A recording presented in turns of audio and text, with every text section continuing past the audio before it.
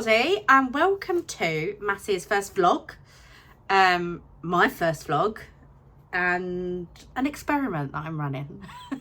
We've been talking a lot about learner personas recently at MAAS, and I realised that actually it's a topic that people find quite abstract, and how to actually go through the process of creating a learner persona isn't something people do very often unless they're marketers, and it's something that's a bit scary and it's a bit off-putting for people. So I want to change that. I want to make sure that you all know that you can create some kick-ass personas for yourself. So I'm going to take you along on a journey with me. I'm working with a client at the moment. I am going to keep them anonymous, but I'm going to take you through the entire process. So through my discovery calls, through like the feedback, for actually analysing the data and all of that good stuff. So hopefully this video helps you understand how to create a learner persona. If you want, we have got a learner personas guide that's in the description box. You might even want to read it along with what I'm doing here, I don't know. But please be kind, and I hope this video helps you all.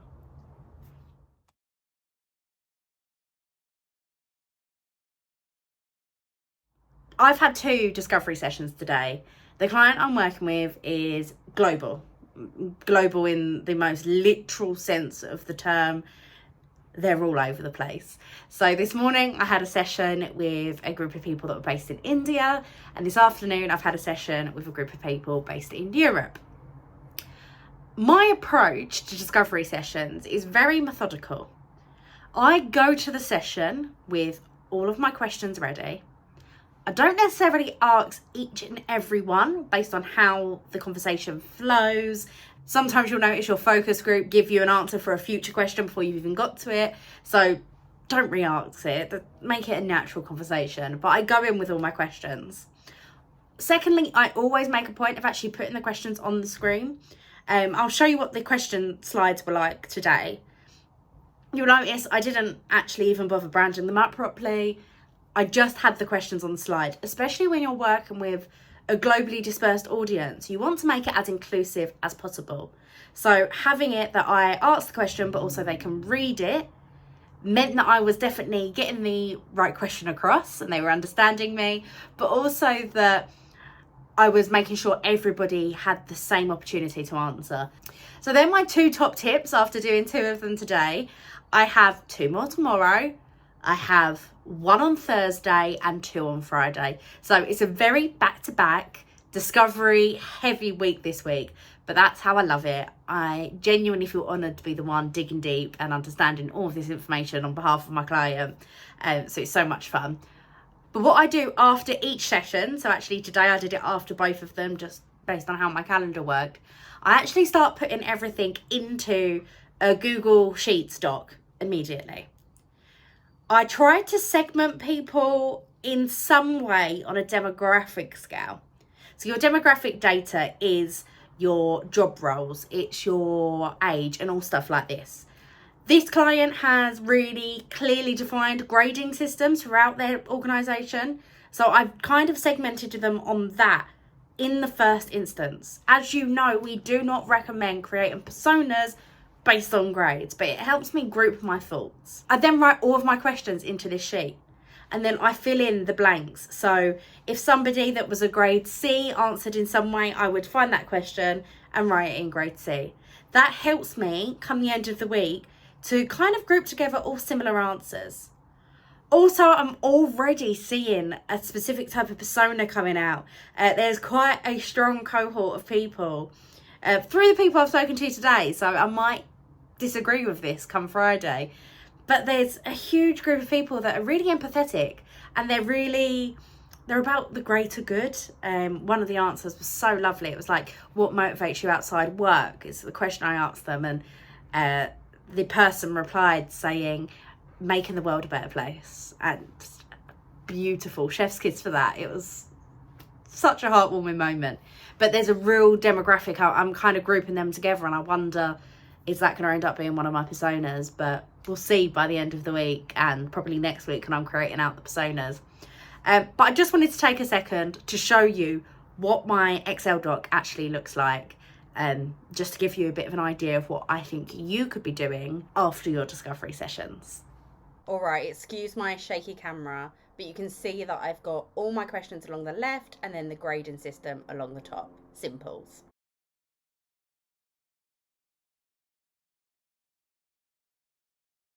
Unsurprisingly, days 2 and 3 were a lot more conversations and a lot more discovery sessions with the target audience of my clients. You'll notice in these videos, even though they're sped up, that I'm doing a lot more listening than I am talking. Because market research is a listening exercise. If you talk too much, you might end up putting thoughts or ideas into people's minds and mouths. And that's not the purpose of market research. We want to garner their honest opinions. So that's what we're doing. We're asking our questions and then we're letting them answer. Might mean there's some awkward silences until the brave first person steps up to talk, but that's a-okay. Just ride with it. It will be worth it, I promise.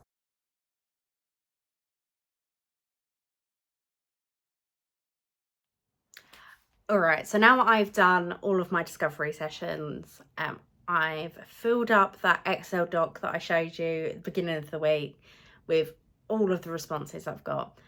I have some ideas now about the kind of buckets I want to put people in. I've noticed some really clear red threads. I kind of realised after the first 2 sessions that everybody at this organisation is very empathetic. I think they're some of the nicest employees I've ever met. So that actually wasn't defining enough to be a persona in itself, because if it's too vague and everyone falls into one bucket, it's not really going to help us, is it? So I've picked out some other red threads and I want to show you them now. Okay, just a quick snapshot, a lot less wobbly than last time. Just want to show you how full this spreadsheet now is compared to the beginning of the week. But one thing I do just quickly want to point out about my document is that I put in little one-word answers to refresh my memory of what people have said. Of course, I remember a lot of the calls. I have a lot of notes written down. This is just how I organise my thoughts. In this, as I just said, empathy came up a lot. They were a really lovely, empathetic bunch. So that probably isn't going to be a persona for me. If something's too broad and too many people fall into one bucket, we then end up in that situation where we're just putting out marketing to everybody again. And that doesn't make it personalised or tailored to their personal wants or needs or fears or pain points. So we don't want to be doing that. Time is another one. They all said they were time poor. Aren't we all? We're all talking about being time poor these days. So we're not going to create a persona based on that. But what I did notice, there was a lot of people that were giving answers about their biggest challenges and motivations at work that I would say is kind of related to like imposter syndrome. So that was one thing I was like, okay, there's a group of people here that have got imposter syndrome. And then I kind of realised they were the people, marrying it up with some of my demographic data, that were new in a management role. And they made a lot of comments about not having a good role model. So they were like, okay, I'm in this management role. I don't know what I need to do. I'm nervous. I'm scared. I feel like an imposter. So that is the seed for my first persona. So now I've kind of got the gist of my key points that really unite this persona. I'm going to go through and kind of identify some other commonalities between this persona. So I look at the other answers those people have given me and if there's any connections. What I didn't mention in the last video that I should have is actually, as much as this is a manager, they vary across their grade boundaries that I mentioned earlier.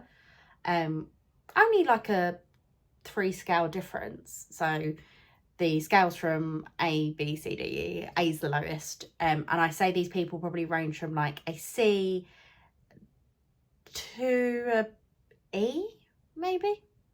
So it's not huge, but they're not all in that same bucket demographically in the organisation. So I think that's really important to remember, because it could be just easy to go, okay, so we should send all of our new managers this communication.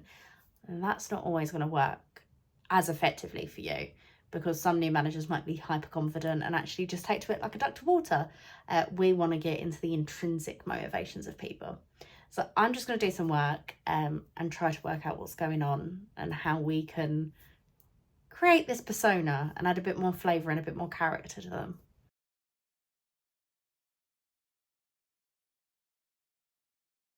Okay, so I've come up with a few other things that I've realised pretty much everyone that fell into my initial bucket of having those imposter syndrome answers also said. So pretty much all of them, and I would say a solid 80%, referenced a family or a young family that they have to provide for. And they also all mentioned money in some way or another. So that's motivations if I've ever heard them. They also all commented on actually doing a job they love, and they feel very lucky to be doing the job they love. So that's definitely a uniting character trait too. When learning was brought up, which, just as a reference, I try not to mention learning too much. It might seem like a bit of an oxymoron creating learner personas and not talking to them about learning, but genuinely, what gets somebody engaged with learning goes so much deeper than what form of learning do you like? So I don't answer those questions. When learning was brought up, it was very clear that this persona needs quick. Like, they ain't got time to be signing up to a 4-day course face-to-face. They didn't really reference a preferred learning style, which is good because I don't include them anyway. But they need clear signposting is what I kind of got from that. Like, a bit of hand-holding, if we're honest. They needed a bit of guidance. In also looking at some more of the demographic data that my client has sent me, I've kind of matched this up slightly with people that have been in their role between like 8 and 12 years. My bad, I meant the organisation, not their role.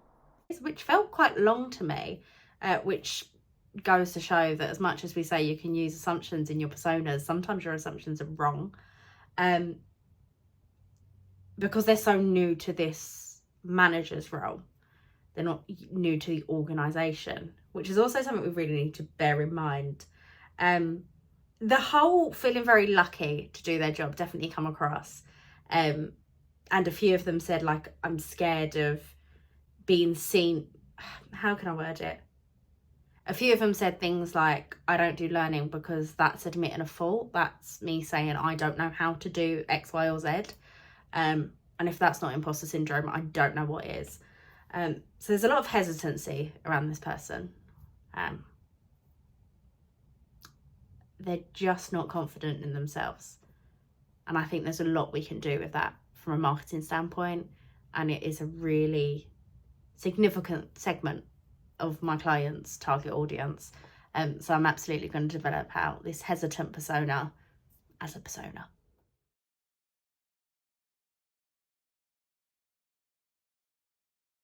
So it's day 5 and I'm finally building out our persona. Whenever I start a persona, I always start with our MAAS template. I practice what I preach. It's a great template to make sure we're covering off everything. I fill out the personal profile and the key traits first. This is the things that I've really garnered from my discovery phase. Inspired by, I normally use my assumptions here unless anybody said anything really overt, but it's great to add character to our personas. We then fill out the motivations and goals, so what gets them out of bed in the morning. Then we look at emotional drivers, so what are their needs, wants, fears and pain points? What makes them who they are? This is usually where more workplace stuff comes into play. After we've done the emotional drivers, we go up to the key stats. That's when we use our demographic data to make sure that we're adding character and flavour to our persona. We then obviously update the picture. Maybe a woman with a pineapple on her head isn't great for your organisation, but it's great for us. And then we update the branding. No, the branding I've used isn't the actual clients. I want to keep them anonymous.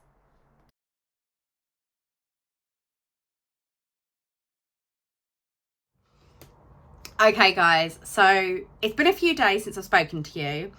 I have gone away. I have sent off the persona and the 2 others that we created to my key stakeholder at my client. She was really happy, so that was a nice seamless process. Sometimes we do a few iterations at that stage. This time I didn't. So we got a meeting booked in with the project team nice and quickly as calendars allow, and we spoke them through the personas. When I'm pitching personas at a wider team that perhaps aren't even from an L&D background, let alone a marketing for learning background, I make sure I explain why certain things have been included and how they're going to influence us when we're doing our marketing. And I'll give you a few examples of that when I talk you through the persona in just a few seconds.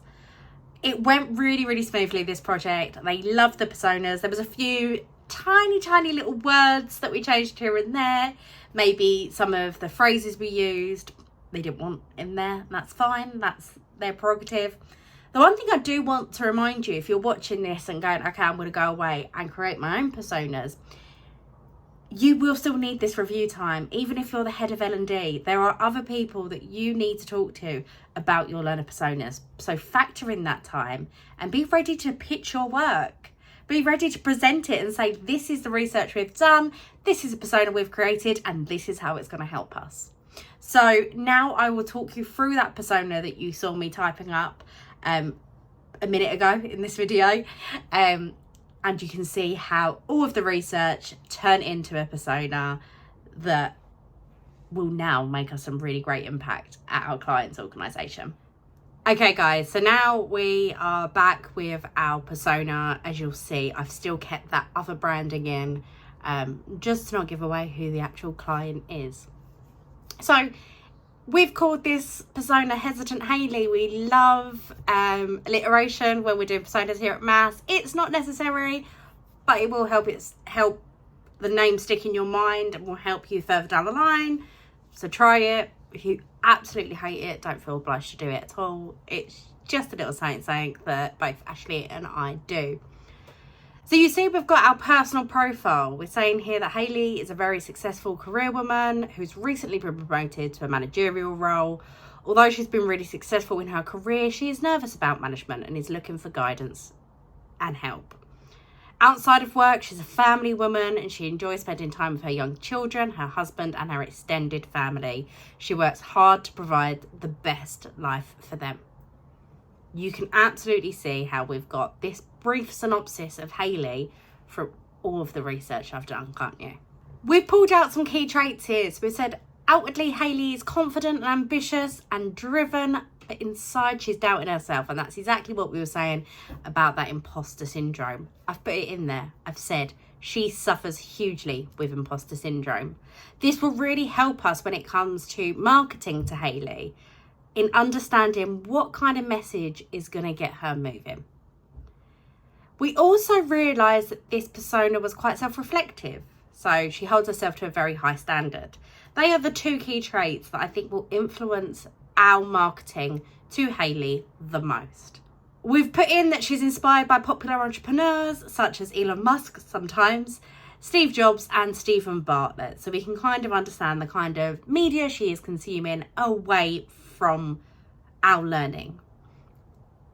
She's also really inspired by making her family proud and she wants to be a role model for her children.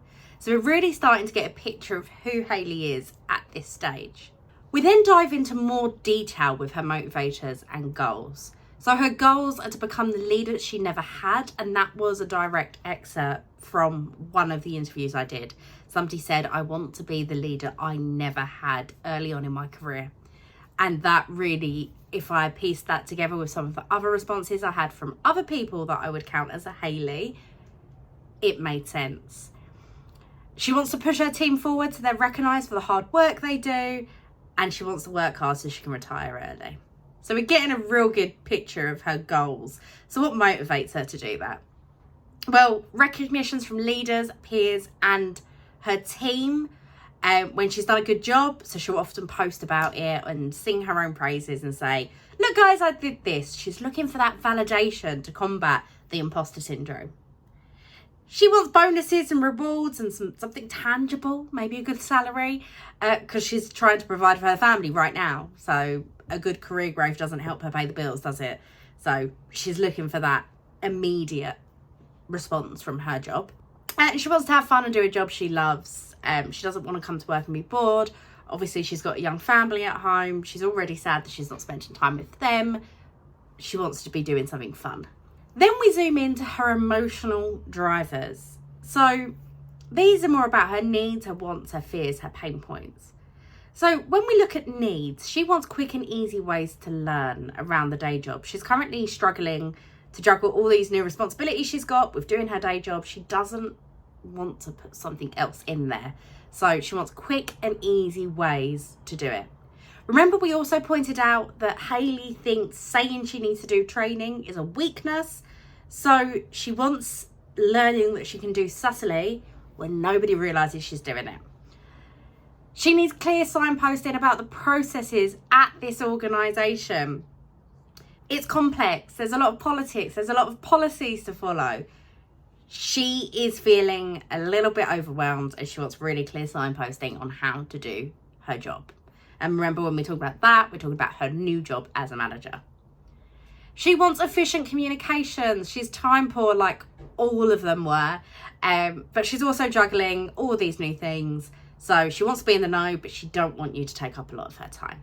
So efficiency in communications is key.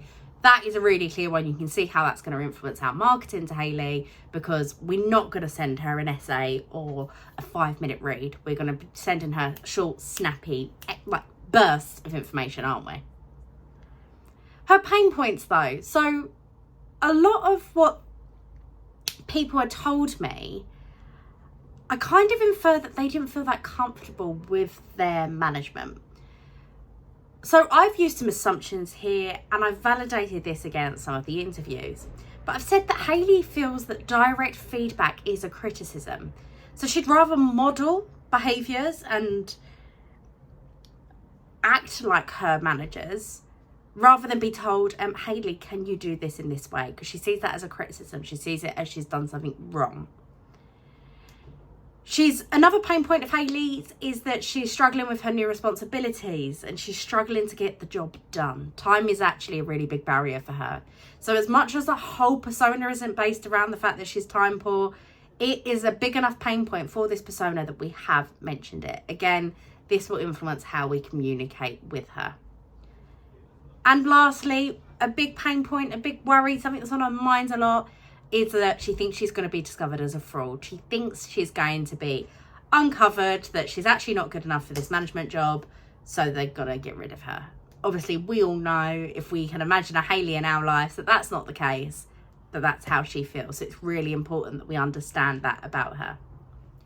So that is our learner persona vlog-ish done. I hope you found this useful. I think when I'm talking to people about personas, one of the biggest difficulties is actually understanding what each step is. Okay, go away and do some research. Then what? Analyze your research. How do I do that? Build out your persona. How do I translate all of this research into words to put on a persona document? So I hope this has filled in a few of those gaps for you. I am going to put a link to our personas guide in the description of this video. Make sure you give that a read. It's really, really handy. And if you need any help with creating learner personas for your organisation, you know where we are. We're more than happy to help you out. Drop us a message, check out our website, message me on LinkedIn, whatever you want to do, we are here to help you. Learner personas will not only make your marketing for learning more impactful, but are also a really, really fantastic tool to use for all of your other learning initiatives. I think they're a game changer for L&D, and I really want to see L&D get them right more than I see them get them wrong. And at the moment, we're falling into that latter bucket. So if you need any help, please do reach out. And if not, I guess I'll see you next time I decide to vlog something. Depending how well this goes, it might be soon or it might be never. We'll see. See you later, guys.